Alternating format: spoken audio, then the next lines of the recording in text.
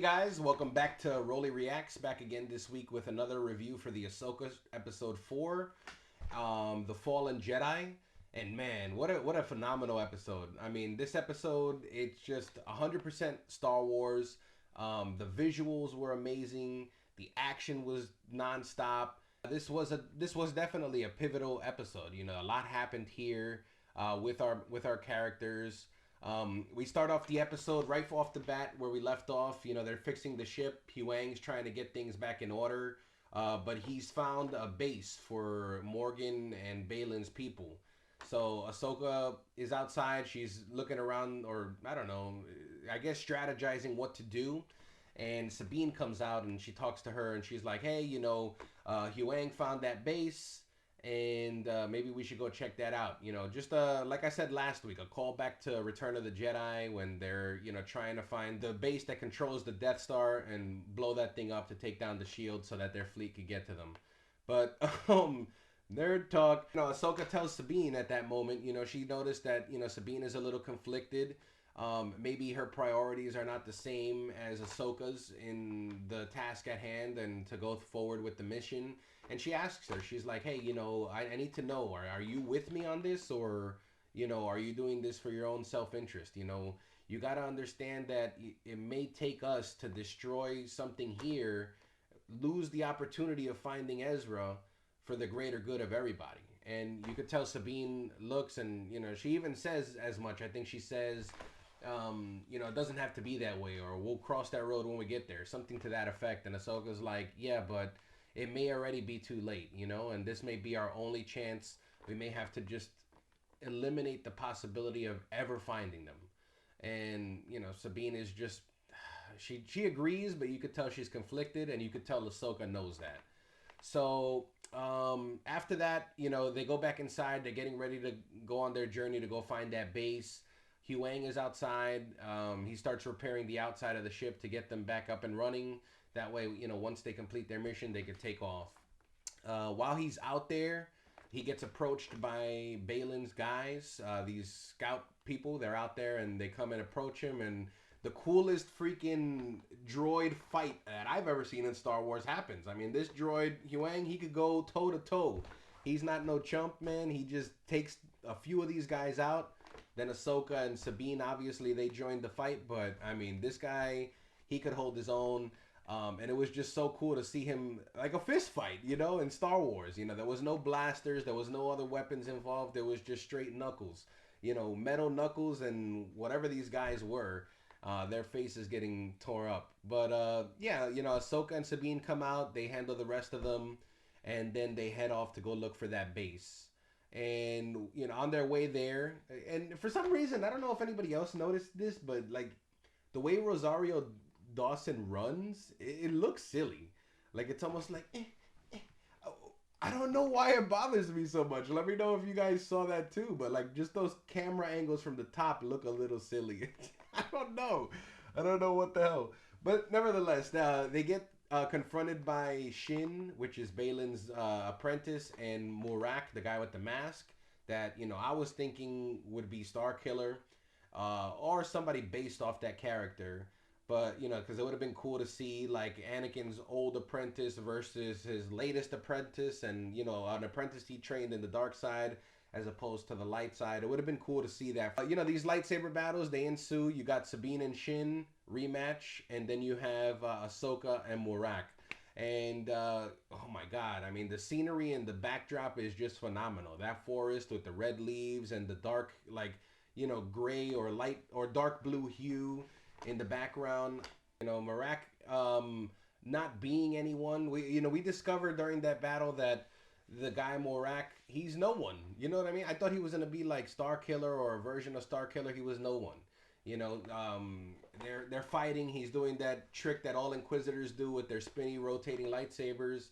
He's coming at her, and she's anticipating. She's looking at him. She's like, "Let me see what this clown's gonna do."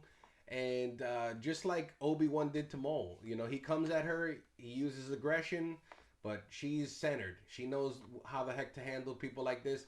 She swipes him with one swift stroke, and that's it. He's done. But at that moment, you see like this green dust or ash come out of him, and this like demonic scream, and it's like, what the hell was that? You know what I mean? The only thing I could think of that it was, you know, since he's not a character that was established already or anything. I mean, he's one of Morgan's minions. You know, those like demons or people that the Night Sisters send out there to defend their home planet.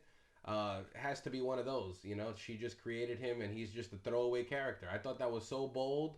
I like how they're being brave enough to not have a character that was already established. This was a brand new character. Maybe they'll explain what it is later. You know, Sabine's just using her warrior skills. You know, she knows how to, or she's used the dark saber in the past, so she has saber skills. She knows how to fight. You know, she's a Mandalorian. She's a warrior.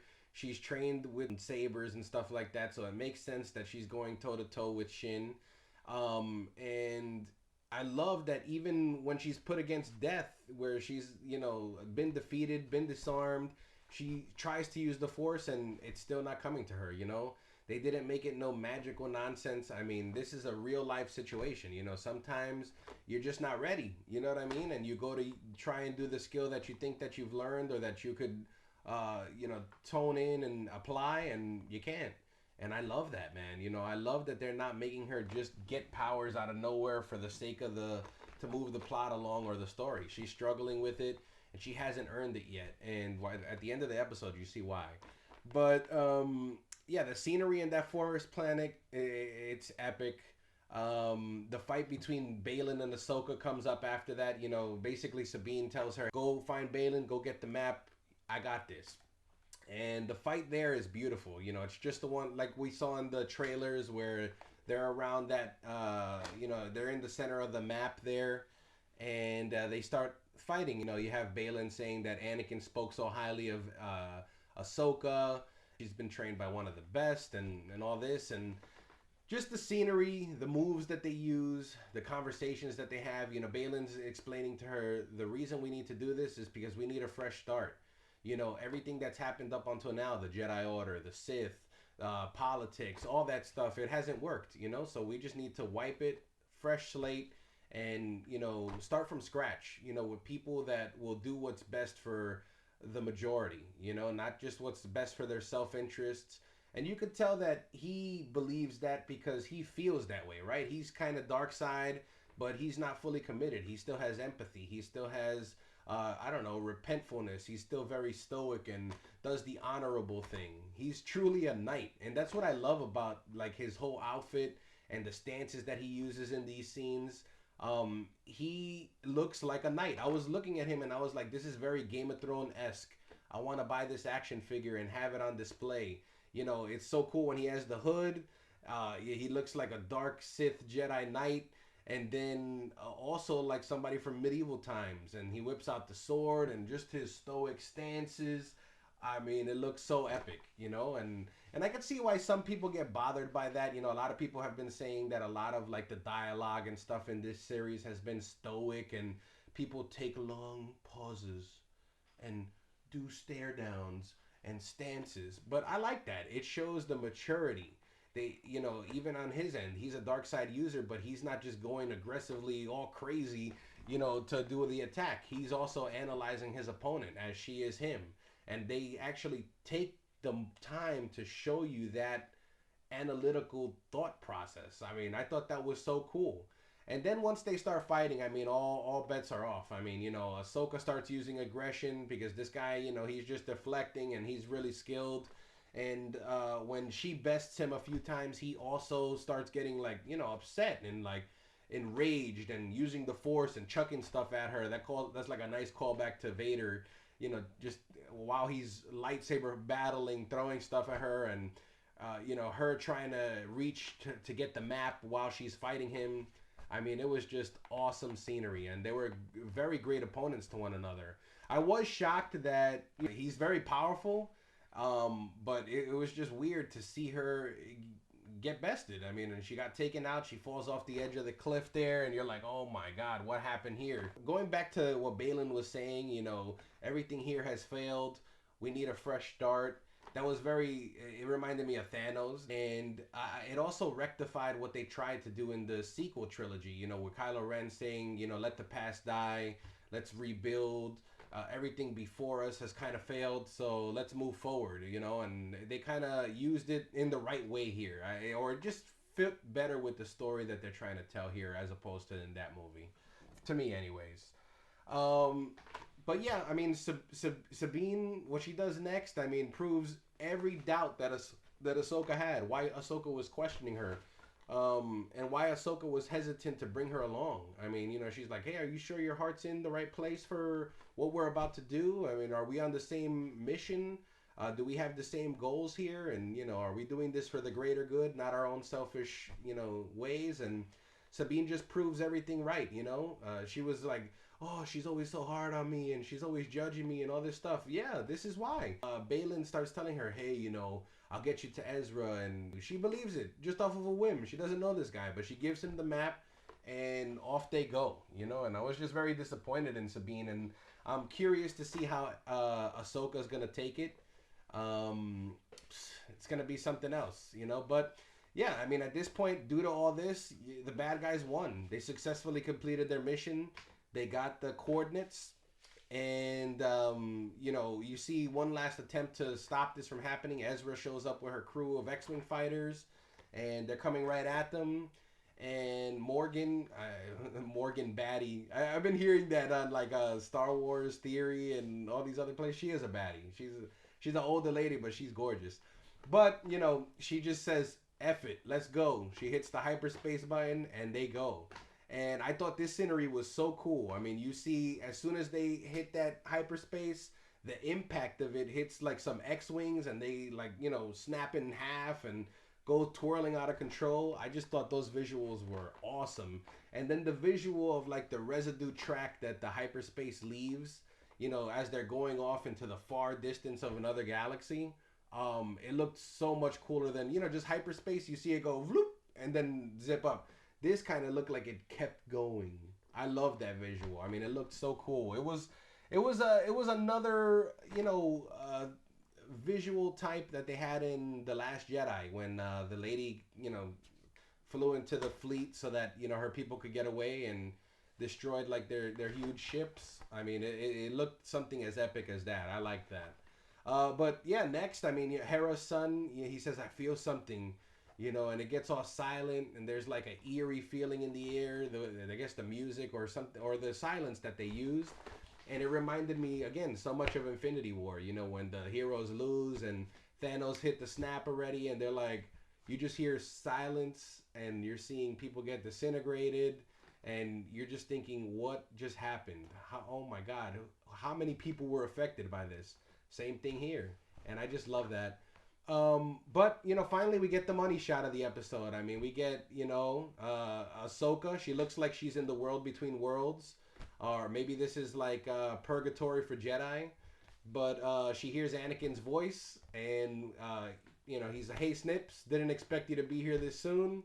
She turns around. You see the smile on her face, and you see a perfectly CGI'd Hayden Christensen, and it was just beautiful, man. You know, I'm so excited for the next episode because we just have a lot to touch there. You know, we have to see what lesson he's going to tell her. I mean, he, more than anybody, knows how to really, you know, and what not to do. So I'm excited for the lesson that he's going to be able to give. Maybe it's the last lesson that he's able to teach her, and that master and apprentice ship is complete after this lesson. But also, you know, he could show her the dark side. You know, some of that Vader music crept up after you see him and the screen goes to the black. So I don't know. I'm super excited to see what happens next week. I think it needs to start there. I mean, that cliffhanger just left you like, oh my God, why did it end? You know, but it needs to start there. And the next episode has to be like an hour, man. I mean, come on. We got to see what lesson he's going to teach her. We got to see how they could find how to get to where Balin and Morgan went, and you know, how to get to Thrawn, how to defeat Thrawn, and we also have to look at that other galaxy where they're gonna go. What is it gonna look like? What kind of things are we gonna see there? I mean, I'm so excited, and I just hope they take their time next week with building up everything to close out the second half of this season. But yeah, those are my thoughts, man. I thought it was an epic episode. I thought this was so true to Star Wars. I think this is some of the best Star Wars that we've seen since George Lucas ran Star Wars. And I'm so excited, man. You know, Dave Filoni is at the helm here, and you could see it comes out masterfully and tastefully done. So I hope everybody out there is just, praising Dave Filoni, going to all the Star Wars platforms and saying we need Dave to run this from now on. I'm so happy with this episode. I'm so happy with the way this show is going. And I just hate that I have to wait weekly to see a new episode. I mean, I'm so impatient for that, and I can't wait to see what they come up with. Let me know your thoughts, guys. What did you think about this week's episode? What did you wish happened? Did you love it? Did you hate it? Let me know. Drop a comment down below. Share this with your friends. Let's have a big discussion. And until next week, guys, have a great one. Bye.